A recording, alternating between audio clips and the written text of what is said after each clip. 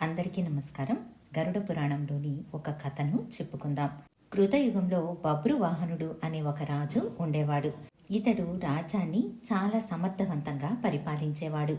ఇతడు రాజపాలన చేసే కాలంలో చోరభయం, రోగభయం అన్నది లేకుండా ప్రజలు ఎంతో సంతోషంగా జీవించేవారు. రాజుకు వేటపైన ఆసక్తి ఎక్కువ. ఒకసారి తన పరివారంతో పాటు అశ్వాన్ని అధిరోహించి వేటకు బయలుదేరాడు. వేటలో ఒక లేడికి బాణాన్ని కొట్టాడు. ఆ బాణం లేడికి గుచ్చుకొని రక్తం కారసాగింది. దెబ్బతిన్న లేడి శరవేగంతో పరిగెత్తింది. తన బాణానికి చిక్కిన లేడి దొరకలేదని రాజు కూడా వాయువేగంతో దానిని వెంబడించాడు. ఆ లేడిని పట్టుకోవాలన్న తమకంలో చాలా దూరం వెళ్లిపోయాడు. లేడి ఒక వనంలో ప్రవేశించింది. అతడు కూడా లోపలికి వెళ్ళాడు, కాని తరువాత లేడి కనిపించలేదు. చుట్టూ చూసిన రాజుకు అప్పటికి గాని తాను తన పరివారాన్ని వదిలి చాలా దూరం వచ్చేశానని అర్థమైంది. ఆకలి దప్పులు దహించుకుపోతున్నాయి. భగవంతుడి దయవల్ల కాస్త సమయంలోనే అతనికి హంసలు, సారస పక్షుల వినికిడి వినిపించింది. రాజు చురుకైనవాడు కాబట్టి ఆ సవ్వడి వినిపించే మార్గాన్ని వెళ్ళాడు. అక్కడొక దివ్యమైన సరోవరం కనిపించింది. బభ్రువాహనుడికి ప్రాణం లేచి వచ్చినట్టు అయ్యింది. హాయిగా అందులో స్నానం చేసి సుగంధభరితంగా ఉన్న ఆ పానీయాన్ని తాగగానే దాహంతో పాటు ఆకలి కూడా మాయమైంది. ఇక ఎక్కడికి వెళ్లకుండా అక్కడే చెట్టు కింద కూర్చొని తన పరివారం కోసం చూస్తూ విశ్రాంతి తీసుకోసాగాడు. ఆ పచ్చటి పచ్చిక పైన నడుము వాల్చి నిద్రకు ఉపక్రమించాడు. రాజు కనులు మూతపడుతూ ఉండడంతోనే అతడి ఎదురుగా ఒక ఆకారం వచ్చి నిలిచింది. అది ఎముకలతో కూడుకొని దానిమీద మాంసము లేక కేవలం చర్మంతో కప్పబడి ఉంది.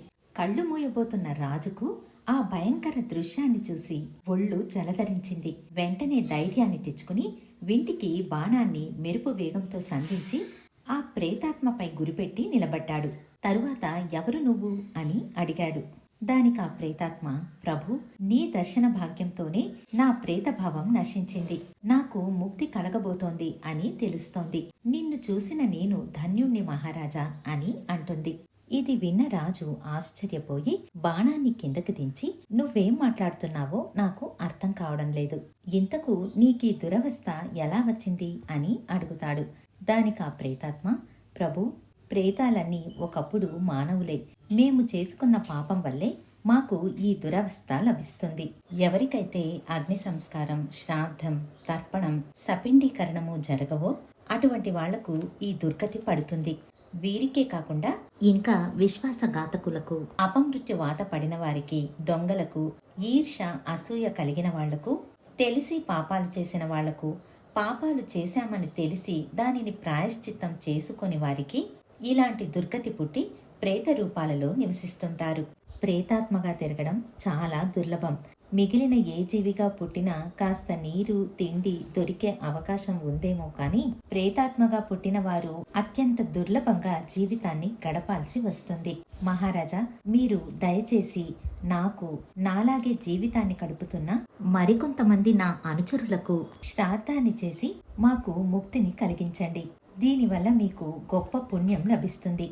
పరలోకంలో కూడా మంచి స్థానాన్ని పొందుతారు. దీనివలన నాకు, నా వెనుకే ఉన్న ఈ ప్రేతాత్మలకు దుఃఖనాశనం జరుగుతుంది. రాజైన మీకు ఎంతో పుణ్యఫలం కలిగి ఈ లోకంలో కష్టాలు ఏవైనా ఉంటే అన్నీ తొలగిపోతాయి. అంతా వింటున్న రాజుతో ప్రేతాత్మ ఇంకా, మహారాజా, ప్రేతాత్మ కాకముందు నేను ఒక సంపన్న కుటుంబానికి చెందినవాణ్ణి. నేను ధర్మకార్యాలన్నిటినీ ఎంతో శ్రద్ధగా చేస్తుండేవాడిని. బ్రాహ్మణులకు దాన ధర్మాలు చేసి సంతృప్తిపరుస్తూ ఉండేవాడిని. అనేక మంది అనాథ బృందాలకు సహాయాన్ని అందించాను. నాకు సంతానం కానీ, బంధువులు కానీ, మంచి మిత్రులు కానీ లేకపోయారు. అందుకే చనిపోయాక జరగవలసిన కర్మలు జరగలేదు. అందువల్లనే ఇలా ప్రేతాత్మగా ఉండిపోయాను.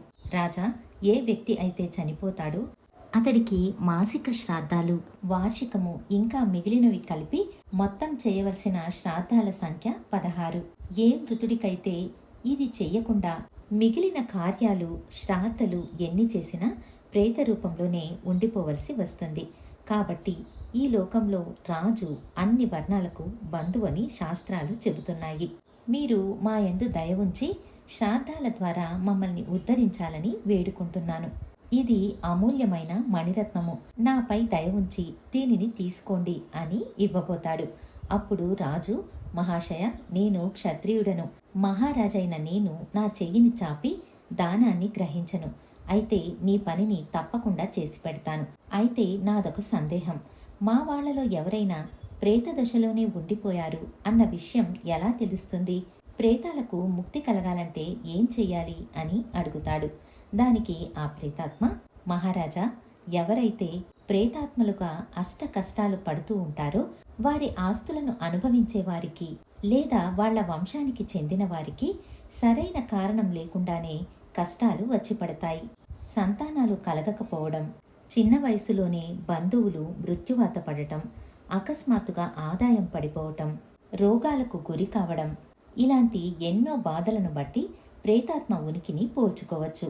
అలాంటి వారు వెంటనే పండితులను సంప్రదించి వారి పేరున దాన ధర్మాలు చేసి శ్రాద్ధ కర్మలు చేయాలి. అలా చేస్తే కొంతకాలానికి పరిస్థితిలో మార్పు కనిపిస్తుంది అని చెబుతుంది. అంతా విన్న బబ్రువాహనుడు, సరే ఇప్పుడు నేనేం చెయ్యాలి అని అడుగుతాడు.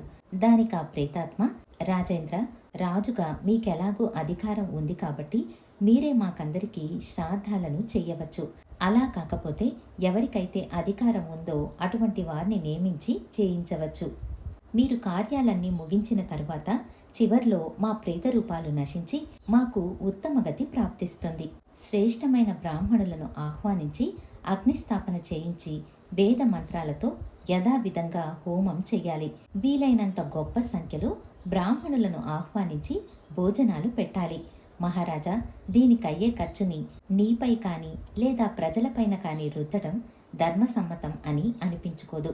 పైగా నాకీ రత్నంతో ఇక ఎటువంటి అవసరమూ ఉండదు అంటూ ఆ రత్నాన్ని రాజు పాదాల వద్ద ఉంచి నమస్కరించి తన అనుచరులతో సహా అదృశ్యం అవుతాడు. రాజు తిరిగి అంతఃపురానికి చేరుకొని త్వరలోనే ఆ ధనం ద్వారానే ఆ ప్రేతాలన్నిటికీ అపర కార్యాలను నిర్వహిస్తాడు. ఆ సంస్కారం పూర్తి కాగానే ప్రేతలన్నీ బంగారు దేహాలతో తేజస్సుతో రాజుకు దర్శనమిచ్చి భక్తితో నమస్కరించి దేవదూతలతో కలిసి అదృశ్యం అవుతారు. ఇదండి గరుడ పురాణంలోని శ్రీ మహావిష్ణువు గరుడుడికి తెలిపిన వృషోత్సర మహత్యం కథ. మళ్ళీ మరొక మంచి విషయంతో మీ ముందుంటాను. ధన్యవాదాలు.